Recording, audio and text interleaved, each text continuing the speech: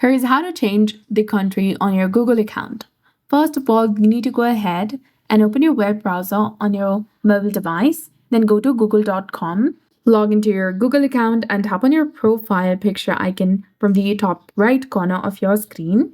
Now select Manage your Google account.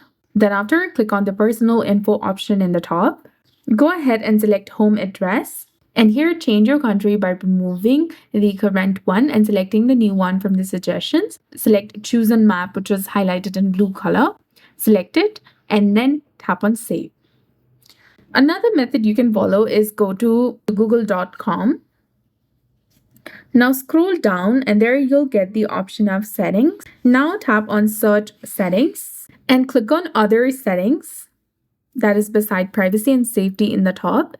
Now tap on Language and Region. Go to Results Region and click there and choose the region that you want to use. Select it and select Confirm and you'll be done. So that's it. I hope you found this video helpful. If you did, please like, share, and subscribe. Thanks for watching. We'll see you again in the next one.